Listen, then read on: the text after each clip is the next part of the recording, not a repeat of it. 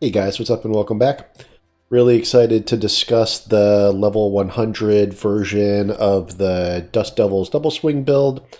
Let's go ahead and jump right into the pit here. We're going to do tier 30 because we're still working on mastercrafting all of our gear. We want to get all of our gear to essentially masterwork 4 out of 12, so the first 4 levels of upgrades for every single piece of equipment, which will give everything one critical roll on one affix. So each piece of equipment will get one critical roll on one affix, and we want to kind of understand the masterworking system a little bit and see if it's worth it to reset and target some things specifically. So I'm highlighting armor, or I'm highlighting the pants because I want to get the critical roll, the blue indicator, on the armor so that I can get to the armor cap without needing juggernauts, right? So I'm trying to save a aspect spot and free up a defensive slot for something else, right? So let's not waste any time. Let's just jump right into the pit.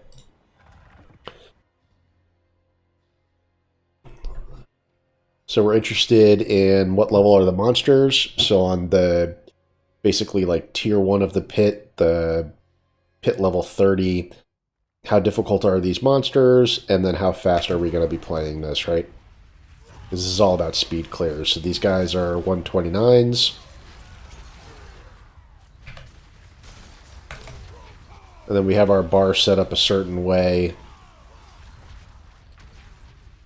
And we'll talk about that a little bit. But basically we want to emphasize speed and mobility here. Our 2 shouts are like a nuke button.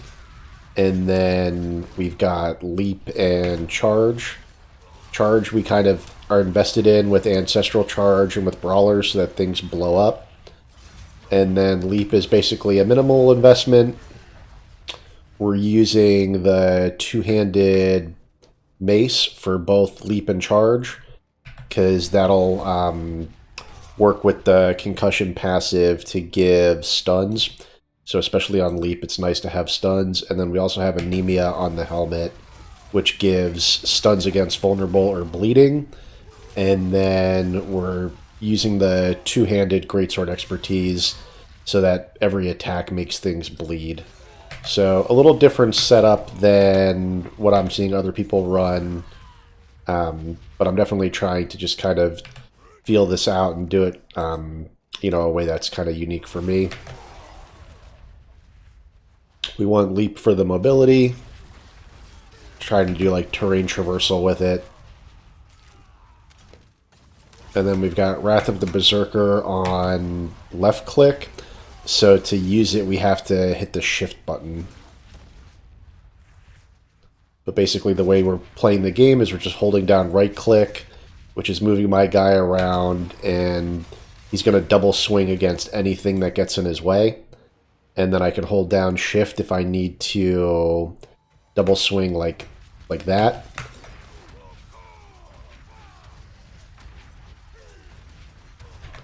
And then we don't have our shouts up, which is a problem.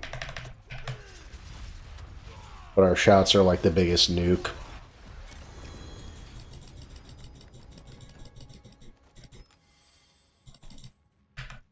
And then you get the material, and we'll just run it back.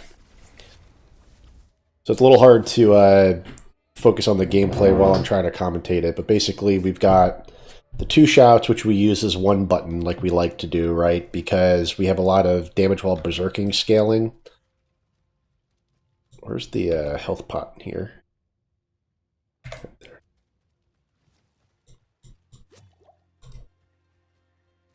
So we've got the damage while berserking scaling, so we want to go Warcry, Rallying Cry to kind of initiate things. We can lead off with Wrath of the Berserker, right? So get all of our buffs up. And then charge and leap benefit from the battle fervor aspect, which is making it so that these things grant berserking. We don't even invest in power leap granting fury, and we don't really care about the leap cooldowns. what we can do is we can remove 2 from Battle Fervor, and we can remove from Raid Leader, and we can get Counteroffensive to get a little more damage. But like, for example, our equipment has ranks of concussion on it, thanks to tempering. And then look at this. So, lucky hit, 105% chance when using a two-handed bludgeoning weapon to stun, right?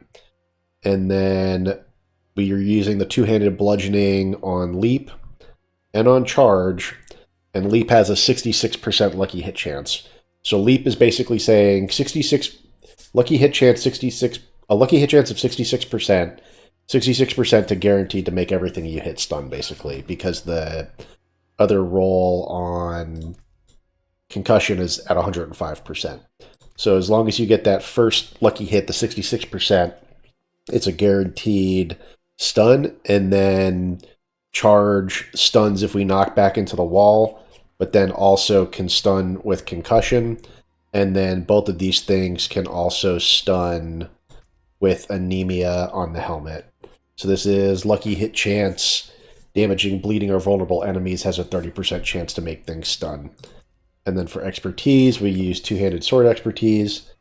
Direct damage you deal is inflicted as bleeding damage over 5 seconds. So I'm hoping that the twisters are technically dealing direct damage.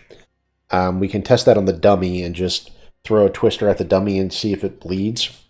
But that's basically the idea, is two-handed sword expertise is going to make everything that we do give bleeding, and then between anemia and concussion, we should have a ton of stuns, and then double swing gives refunds, a full refund of 25 fury when we hit something that's either stunned or knocked down. So we don't have knockdowns because we're not using round stomp.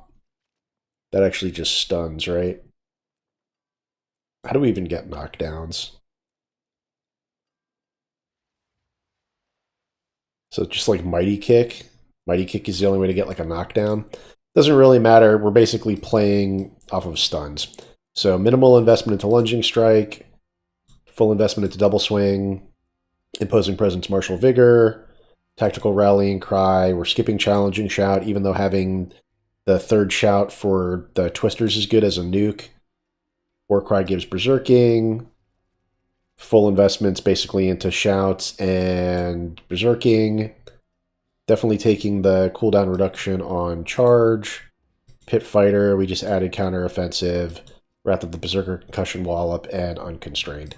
So pretty standard setup. And then we're going for Warbringer along with Numbing Wrath to keep the Fortify up. That's a max roll Numbing Wrath.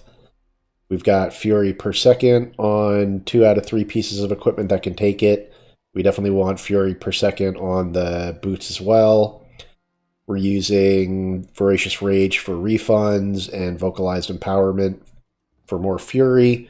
Ideally, we would have 3 resource slots. We want Voracious Rage, Vocalized Empowerment, and Bold Chieftains in an ideal world. But we've put the Dust Devil generating skills on all of the bonus slots. So Fierce Winds has the highest individual value for the Dust Devils at 5,614. And then we want the 40% increased size to go with that. And then we put Wind Slasher on the two-hander. So this has a maximum of 4,010 for the Dust Devil damage. And then we've got this one, Devilish, on the necklace. Now, this one only goes up to 3,609, right? So we raised the base damage of the Dust Devils by putting them on the slots that give 100% increase, 100% increase, and then 50% increase, because we want the base damage to be as high as possible. And then the question is, okay, is it better to put Devilish on the two-hander and move Double Swing to the 50% slot? Because if you think about this skill makes 3 Dust Devils when you hit a shout. This makes 1 Dust Devil when you do a double swing. And this makes 2 Dust Devils after you spend 100 Fury. So maybe it's more important to put the 2 Dust Devils on the two-hander, but then on the flip side, we're probably double swinging a lot more than we're activating Devilish. So those are kind of the choices that you have to make. Other than that, we've got Accelerating for attack speed, Ancestral Charge, and Brawlers just for screen clear. It's just a really fun playstyle to have Ancestral Charge with Brawlers. You kind of sweep the field and things blow up. It's really great. Anemia, like we were talking about, for stuns. Numbing Wrath for more Fortify. Undying, which is really cool. This is new for us. And whenever you cast a skill, you heal for 2% life. So we're double swinging extremely fast. Every double swing is giving us 2% life. That's a really good life gain synergy skill. And then we're just doing Ghost Walkers on the boots. So yeah, pretty straightforward. The weapon, every offensive slot has damage while berserking. And then we're looking for understanding how does the chance for Dust Devils to cast twice work. We want to get the Dust Devil size up to 100% max from the size cap stat, from the size stat cap. So like if I look at this, Dust Devil effect size 51.7%. This can get capped at 100 plus the 40% increase that we can get from here.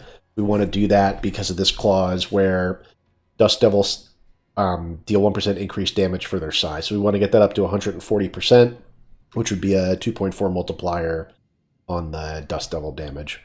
So yeah, that's the build. Let's run the tier 30 again. Try and talk a little less and just kind of blast through it a little faster.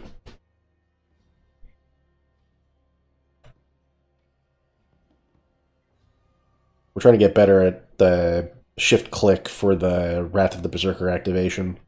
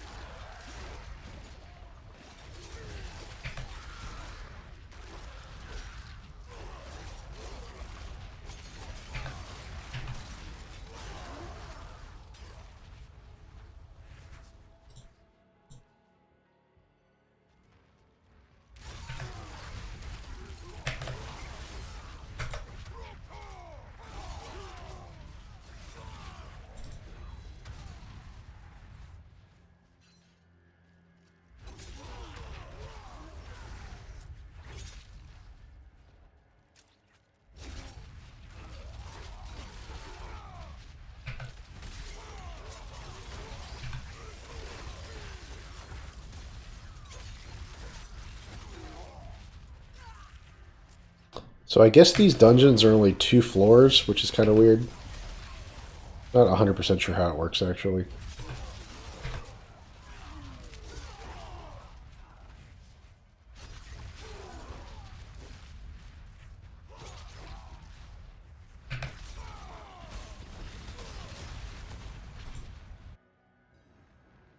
So it's important to have the shouts up for the boss fight.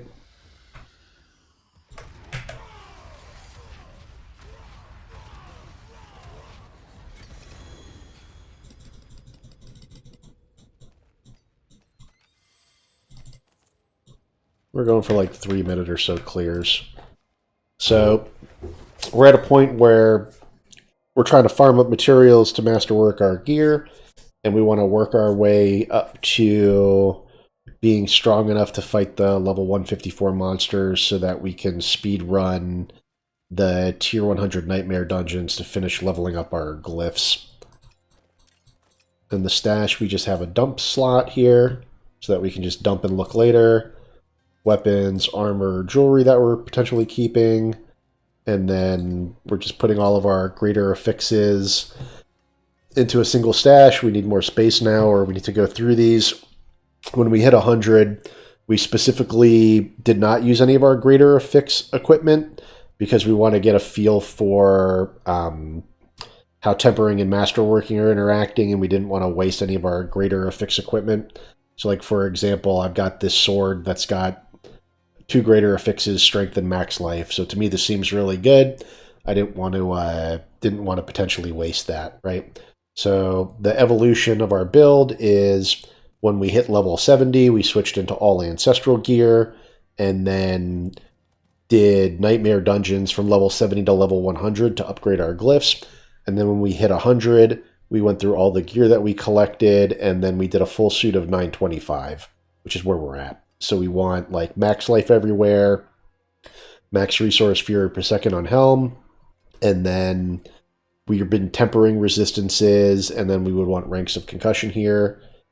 Here, max life fury per second, and a third roll. I thought that chest had max resource, but it turns out it doesn't. So max life fury per second and something else. Maybe a resistance would be better here, and then we could put more max life. Max roll recommends putting imposing presence on defensive tempers for an additional 6% max life, which makes sense. On gloves, we want attack speed, critical strike, chance, and ranks of double swing. And then we're just putting damage while berserking on all the offensive slots. And then on all the defensive slot, or all the utility slots, is either concussion or stun duration. Pants are interesting because pants can be like all the defensive stats. So max life armor resol, or max life armor resol strength, any combination of that, or just another resistance, whatever. Boots can be movement speed, fury per second, and I think that's it. Yeah, and then like ranks to like brawling skills would be good. So I think the best boots would be movement speed, fury per second, ranks to brawling skills. Amulet, we've got movement speed, attack speed, critical strike chance. Other interesting things on here would be CDR or max resource. We put mobility cooldown reduction on here. That's what we wanted on the boots. Instead of movement speed, we wanted mobility CDR. And then on all the jewelry, we've got resource generation. I believe our resource generation is not a max temper. Now, why is this one 8 to 10%, and that one's 8 to 12.5%? That's odd. That's weird. I don't know why the range of that one is different. One thing that's important that I might want to flash real quick is how resistances work. So like the 25% resol implicit on the necklace, 10% resol implicits on the rings, right? How does all that interact, and how do we get to the 70% resistance cap reliably, right? With the minimum amount of stat invested is something we have to consider, right? And then on weapons, it's all strength, max life, critical strike damage, and then damage while berserking, and then a Dust Devil's Sandstorm temper, right? So pretty straightforward how we're gearing, and then we definitely have a lot of wiggle room in the Paragon board. We want to try and use things like disembowel and stuff like that. So a lot of places we can go here. And then for the tempers themselves, like I think what makes sense to me for masterworking is to just like kind of evenly do this. Right, just keep advancing the equipment levels. Max life goes up while we do all this, which is good. We want to understand, like, okay, what is the Dust Devil size? Like, how big can we get the Dust Devil size through the masterworking process all the way up to masterworking 12 out of 12? What does that look like? What does that look like when we do a critical on it 1 time, 2 times, 3 times? Those are all the things we want to figure out, and that's why we are not heavily invested in using our greater affix equipment yet, because it's very expensive to do this masterworking, and we basically want to do 2 sets of progression at level 100. We want the item level 925 suit, which we're currently wearing, and then we'll do the item level 925 suit with greater affixes. Right, we'll figure that out. And then in terms of content for the game, there's the pit and Karagar. In Game Cool is the Gauntlet, but you can just access the Gauntlet through the collection menu. So we did a run yesterday. The Gauntlet resets every week, so we played from Tuesdays when the season started, and then Monday night we did our first Gauntlet run. So once a week we want to be doing these Gauntlet runs. We did not place on the leaderboard, but we did good enough to get the highest seal and then the reward cache for that. So yeah, that's pretty sweet. Let's see what's in these caches. Should be some uniques and stuff.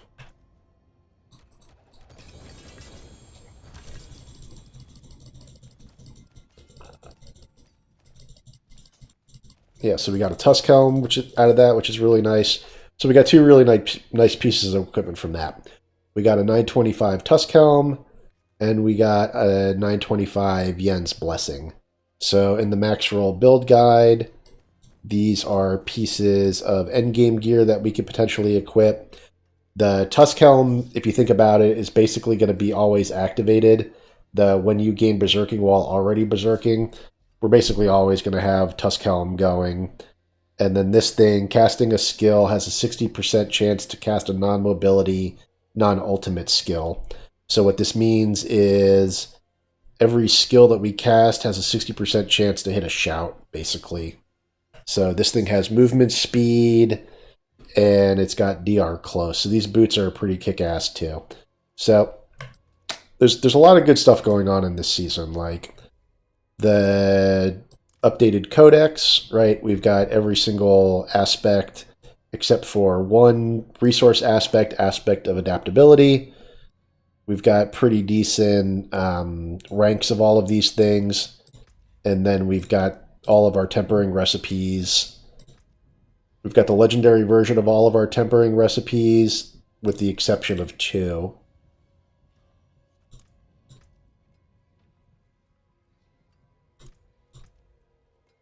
Right, so this one, Worldly Fortune, this is going to come from the seasonal journey, and then Natural Motion comes from the rank system for the Iron Wolves and the Helltide. We didn't finish that out yet. But other than that, we've got the legendary version of all of the Tempers, and then we've got we've got everything in the Codex except for one resource aspect. And a lot of these are like pretty high level already too, which is nice. So like a Max Dire Whirlwind, Max Expectant, Max Devilish, and Dust Devils.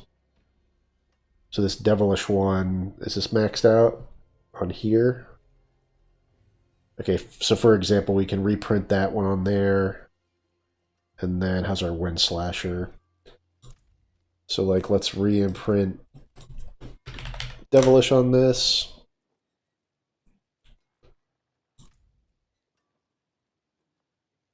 Alright, so that'll just raise the damage of that just a little bit. And then Wind Slasher here, 3769, 3769, that's the same. And then Fierce Winds, 5454, 5454. So we upgraded some of our Dust Devils just a little bit there.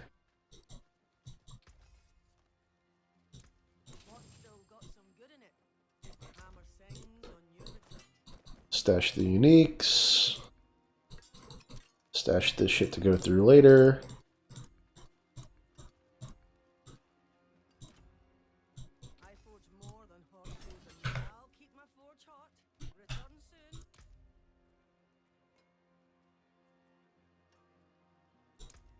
Got a new title, check that later. And then we don't quite have enough bundled herbs to upgrade our potion to the last upgrade. We need to do that. We need to get back into the Helltide and do some farming. And then we want to make sure that we get enough rune shards so that we don't have to worry about them. For gem fragments, the royal gems cost 10,000 gem fragments to make. So that's why all of these are at like in the 10Ks, and then this one's at 6,000 because I converted 10,000 of these into a single diamond. So they've made it so that you're a little resource constrained on gems and scattered prisms, so that actually getting your sockets and your gems is like a end game activity, which is pretty cool. It's kind of interesting that even at level 100 you don't have all your gems socketed yet because you're resource constrained on that.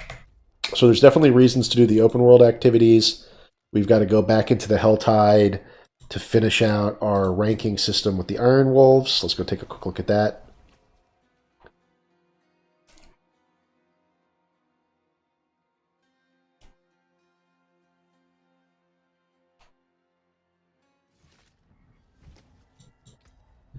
Yeah, so we've got 1, 2, 3, 4 caches left for the Iron Wolves.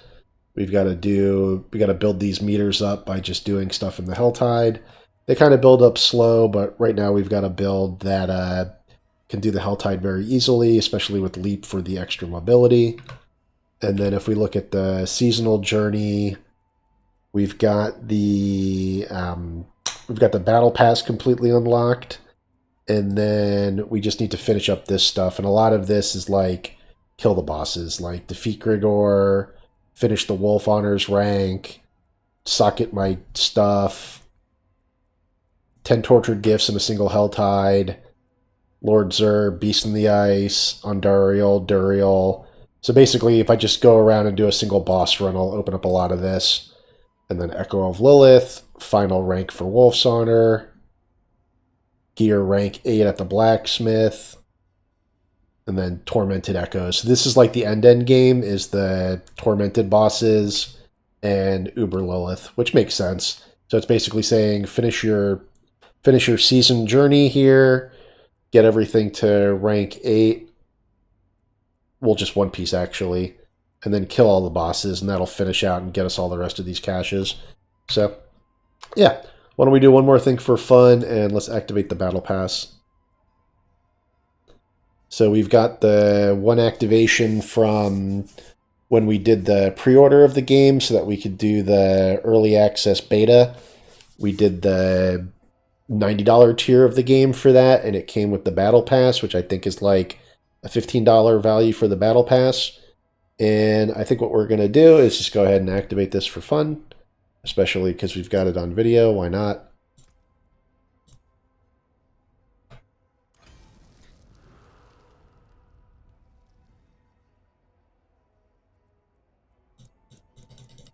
Okay, is there a way to claim all?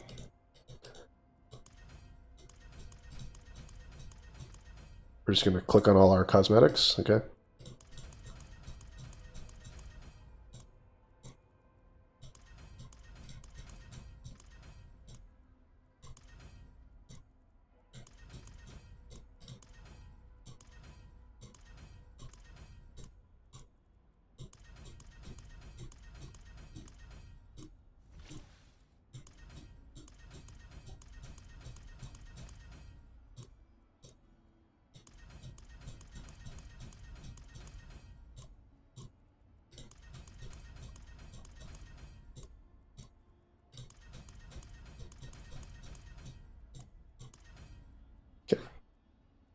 Okay, we definitely don't need to upgrade to accelerated because we're already donezo. Looks like we've claimed everything. We've got our Season Blessing fully loaded up. This was nice because it kind of is a good progression, like experience, then Glyph experience kind of right when you need it, and then Iron Wolf experience for later, and then Obols and upgrades to the Tree Whispers. So all of that stuff is really good. And then we just need the Battle Pass complete, and then we just need to finish the season journey. And then this notification on the map is for Echo of Hatred. So we just ignore all of the side quests, and we just need to do the priority quests, and then at some point we'll open up the map fully too by doing all the strongholds and activating all the waypoints. So still plenty of fun stuff to do. We're going to play this Barbarian for exactly one more week, and then we're either going to take a break until the next season, or roll a new character, which if we roll a new character will most likely be a Sork, and if we do that, we'll play Sork for 2 weeks. But we don't necessarily need to do that right away. We can just play this Barb for the full 2 weeks. We got one more week to go to actually like explore Endgame, and then from there we can decide what our next move is. So let's see. Awoken. So it's, I guess the Awoken pieces are obviously going to be the better ones.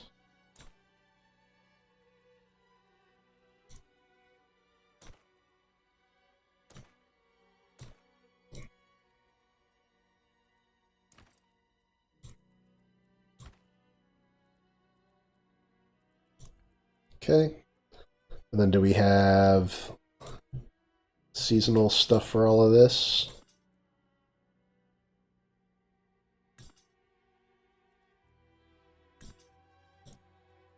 I guess we're going for Gilded Demigod stuff here.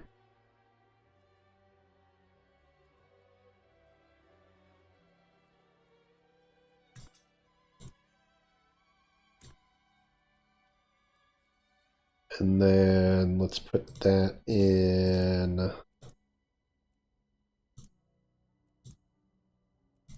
slot 3, I guess.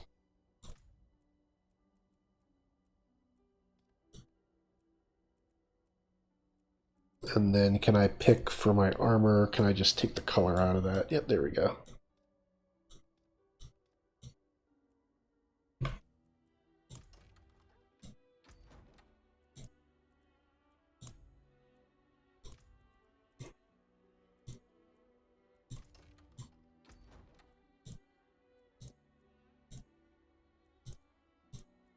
Yep, so I can just switch back and forth. Here, I don't want this. Okay.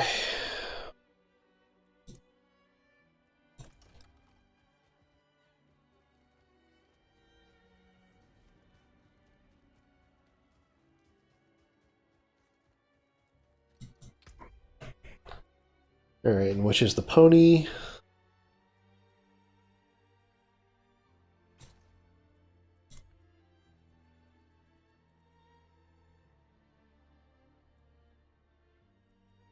We get some cool trophies, I guess.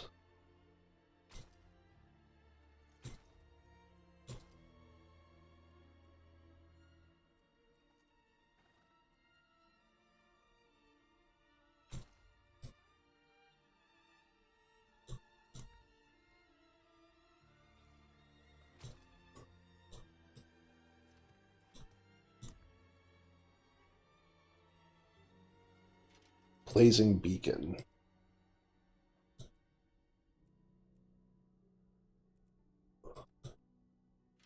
Okay.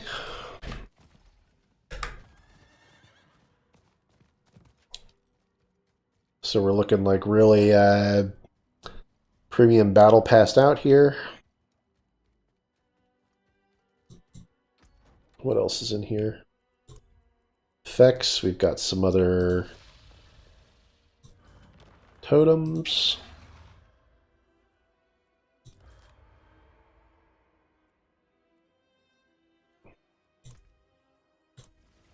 We've got some other portals.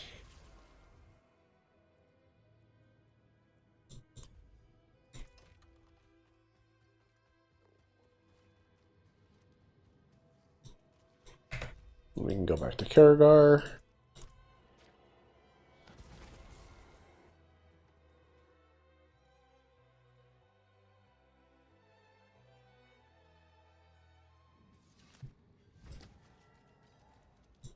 And we can do one more pit run, why not?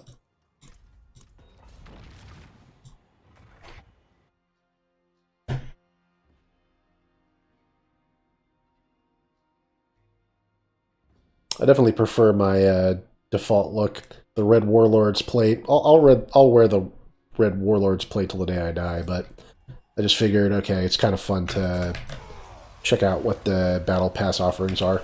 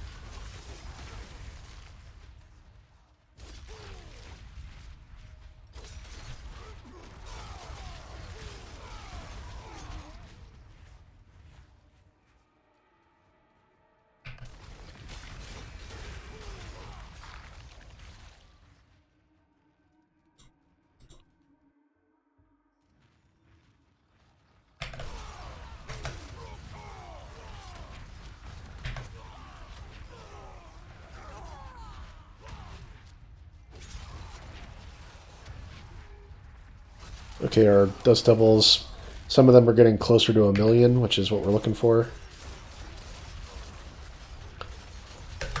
It's similar damage to what our Whirlwind build was doing, but the difference is the tick rate is just much higher.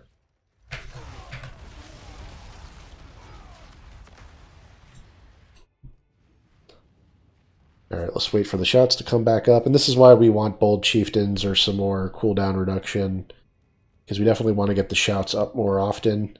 So we're considering the Decimator glyph, if we can test out that our Dust Devils are actually causing bleeding.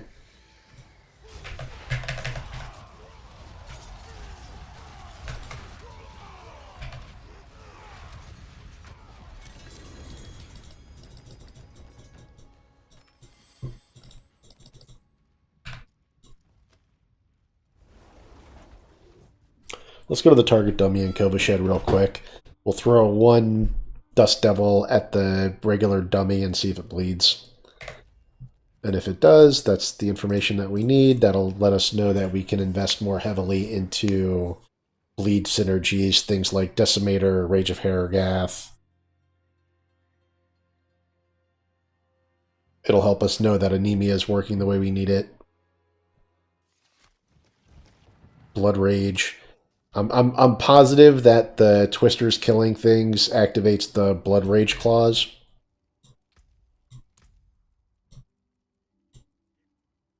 Like, I'm absolutely positive. Killing a bleeding enemy has a 10% chance to grant Berserking for 5 seconds. I am almost positive that that actually works with the Twisters. Because during the leveling process in the Nightmare Dungeons, I would just, like, if an event happened, like a Shrine event, I would just stand there and throw Twisters out, and I still had perma-Berserking. Alright, normal training dummy.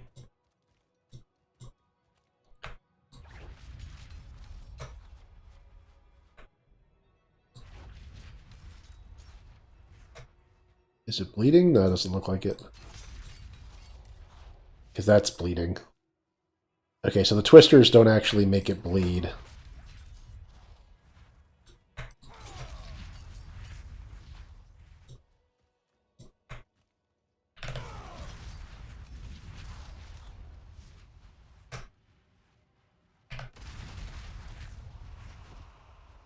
That didn't make it bleed either? It's weird.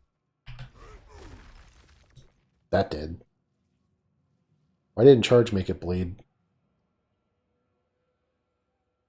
Because I missed, that's why. Okay. Try that again.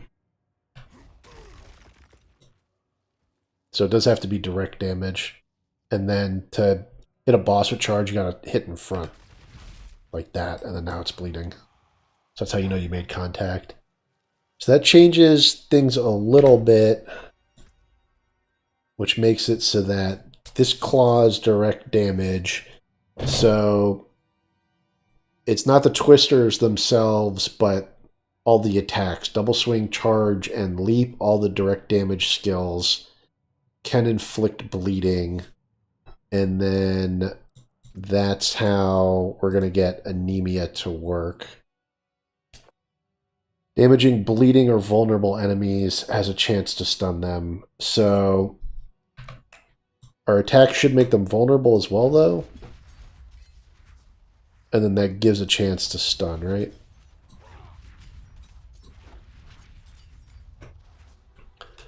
And then one thing we can do is switch this with this for just the sake of experiment. So that makes them vulnerable.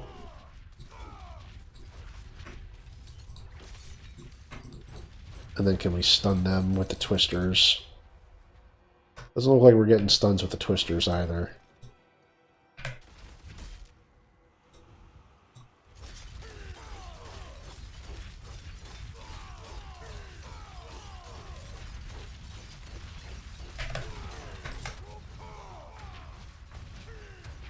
So there's 1,000,000-point ticks with Wrath of the Berserker going.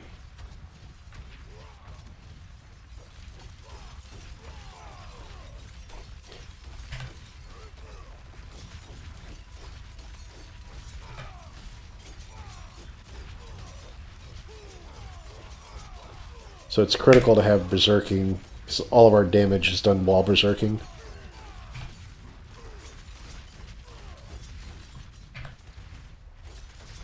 It's really important to hit with charge, too. And then this is why we like Wrath of the Berserker extending berserking. Or, not Wrath of the Berserker. We want a double swing to extend berserking. So down here we've got our attack speed increase from critical strikes, and berserking is refreshed by double swinging. So that's definitely our best bet. And then the damage boost from Wrath of the Berserker is really noticeable.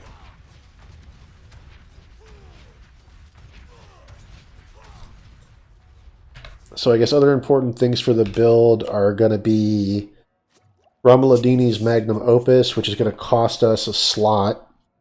So if we got Romuladini's Magnum Opus, what we would probably do is just drop Ancestral Charge and Brawlers, and then go back to Romuladini's 3 Dust Devil skills on weapons.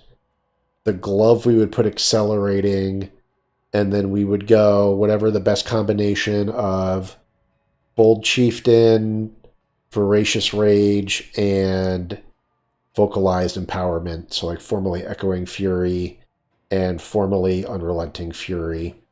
Whatever the best combination would be on the amulet. So whether that's we want 15 Fury per second from Vocalized Empowerment, or we want a 45% Fury refund from Double Swing.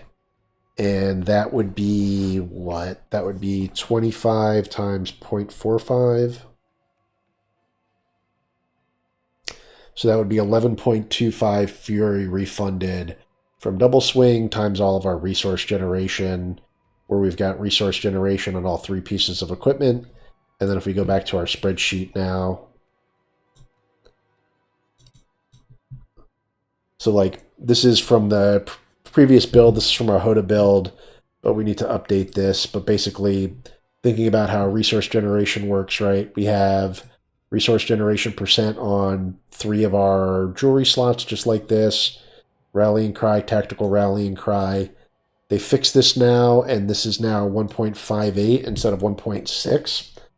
So this is like, how did they do this? They did it 1.4 times 1.2. I'm not sure exactly how they did this, but they did a diminishing returns calculation on these things. They don't just add to 1.6 anymore, they add to 58%. And then Prolific Fury, Wrath of the Berserker, and then we don't have the Hoda stacks. So if I look at stats and mats, no, if I look at Rallying Cry. So Rallying Cry, bellowing a Rallying Cry increases movement speed by 30% and resource generation by 58%. So that used to read 60%, and that was from Tactical Rallying Cry. So if we look at this, it says 58% here. It says 20% here. If we remove that, it's 40%, and then we put the 20% back on, and it doesn't add to 60%, it's 58%. So I think they changed the way that the resource generation calculation works, and we can confirm that by looking at stats and mats with all of our effects up.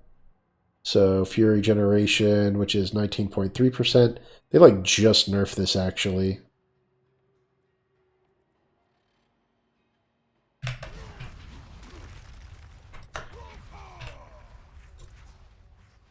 $192.9.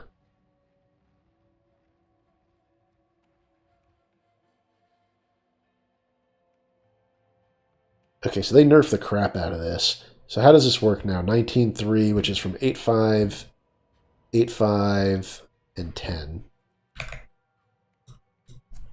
All right, 8.5, 8.5, and 10.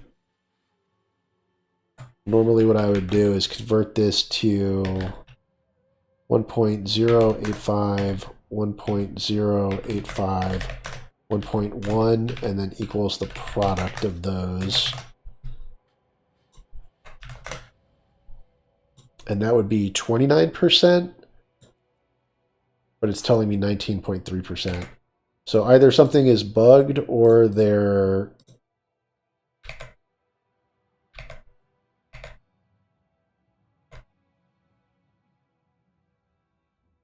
Something's definitely off.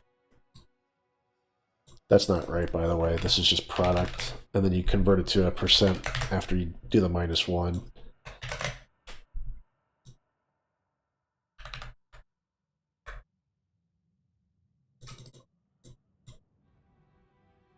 So it's 129 here, which would be 29%. You drop the 1 and then convert it to a percent. But this isn't what the calculation actually is. It's probably more like the damage reduction now, where it's the 1 minus rather than working like damage multiplier effects, which is weird. And then for resistances, we basically put a table together to help us get to the resistance cap, right? So the world tier penalty is -50, and then here's all the different sources for resistances. So you can get up to 40 from a regular affix, 60 from a greater affix on a piece of gear. From a temper, you can get up to 50%. The royal gems are giving 45%, and the ring implicits have 10%. This is all for individual resistances. And then for Resol, it can be up to 10% on a regular affix, up to 15% on a greater affix, 8% from a royal gem, and then 10% implicit on rings and 25% implicit on amulets, right? So we just add up all of our all-res implicits for all the jewelry. That's 45. We get 10% on rings. And then if we take 1 Resol on a piece of equipment, like on our pants, and then 3 tempers, and then 2 colored gems, so we want to match the colored gems to the rings, and then 1 diamond, and then the 1 rare node cluster on the Paragon board. So this is 6%, 1.5, 1.5, and 1.5, which equals the 10.5, and then this is where we could do the fine-tuning, right? So we can basically take out 1.5% at a time on the rare node cluster to fine-tune it back down to exactly 70%. So when we're looking at how we set this up, we either need to use 3 tempers or 3 affixes is the takeaway to get us where we need to go. So 3 pieces of equipment, however we spread out 3 affixes across, we need to spread out 3 affixes across our equipment somehow. And that can either be regular or greater affixes or tempers. The easiest thing is to do tempers, but I think it's actually, Max Roll is saying get it on a piece of gear and then temper on imposing presence for more max life, which makes sense. But this helps us get to what we did here, where we got ourselves to the full resistances pretty comfortably. And then lastly, we just need to get ourselves to the armor cap. And we're trying to do that not with juggernauts, but with an armor roll on a piece of equipment, and then hope to hit it with the bonus from the Masterworking system. So yeah, that's where we're at. We're going to try and continue evolving this build through all of the endgame content. That's level 100 Nightmare Dungeons, and then as high as possible in the pit, and then the level 200 bosses. So yeah, that's where we're at. I think the build is super fun to play, just getting used to the playstyle, having Wrath of the Berserker on left click. I don't like having either charge or leap on left click, because we incidentally hit it too many times doing like open world type stuff. Like if I try to open a chest or pick a flower or something, or you might left click on like a destructible crate or something, and it'll activate the skill. So it's much better if we're just walking around with right click, right? So that when we walk up to an enemy, we'll engage it and start double swinging it. And then we can also just hit our buttons and get our movement skills and then our shouts. And then we have to hold shift to activate Wrath of the Berserker. So I'm left clicking, nothing's happening. But then I left click with shift and then I get what I want. And then if I hold shift, I'll also just start throwing out Dust Devils. So that's really good in like open world events and stuff like that. You can just like stand up against the wall and the Dust Devils will kind of fill the rooms up. And then all of our Fury effects are on hit, basically. So like Fury on kill, and then when we hit things, we get refunds. So that's how our Fury stays topped off. And we've still got work to do on the Paragon board. So, all right, that's enough for now. Thanks, guys. Appreciate it.